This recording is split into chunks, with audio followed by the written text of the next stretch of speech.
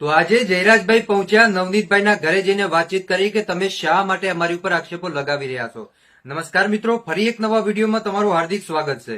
તો દર્શક મિત્રો, અત્યારે સૌથી પહેલા વાત કરવામાં આવે તો તમે બધા લોકો જાણતા હશો ભાઈ કે અત્યારે સોશિયલ મીડિયાની અંદર નવનીતભાઈને લઈ અને ક્યાંક ને ક્યાંક તમે જોતા હશો કે જે આક્ષેપો છે એ જયરાજભાઈ ઉપર લાગી રહ્યા છે. અને આ બધાની વચ્ચે હવે ક્યાંક રાજકારણ પણ ગરમાઈ ગયું, કેમ કે એક નવનીતભાઈ કોળી સમાજનો એક યુવક કહો કે કોળી સમાજનો એ સેવક કહો, બગદાણાની અંદર કામ કરતા હતા સેવક તરીકે, અને એમની ઉપર જયારે હુમલો થયો, 8 અજાણ્યા શખ્સોએ એમને માર માર્યો, ત્યારે એ નવનીતભાઈ જાણતા હશે કે એમની ઉપર શું વીતી છે ભાઈ, એમને કેવો માર માર્યો છે.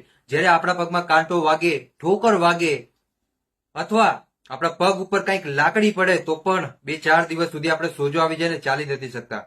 8 જણાએ નવનીતભાઈને માર્યા છે ભાઈ. તો આ માણસ ઉપર કેટલી બધી વીતી છે. અને એટલા માટે જ જ્યારે એક ઇન્ટરવ્યુમાં નવનીતભાઈને પૂછવામાં આવ્યું કે શું તમને સમાધાન કહેવામાં આવશે તો શું તમે સમાધાન કરશો, તો એને લઈને નવનીતભાઈએ ચોખ્ખા શબ્દોમાં કહી દીધું, સમાધાન આજે પણ નહીં અને સમાધાન કાલે પણ નહીં, સમાધાન કરવાની વાત છે જ નહીં અને સમાધાન હું ક્યારે કરવાનો પણ નથી. ભલે એ પરસોત્તમભાઈ સોલંકી કહે, હીરાભાઈ સોલંકી કહે કે કોઈ પણ આગેવાન કહે, હું નથી કરવાનો સમાધાન.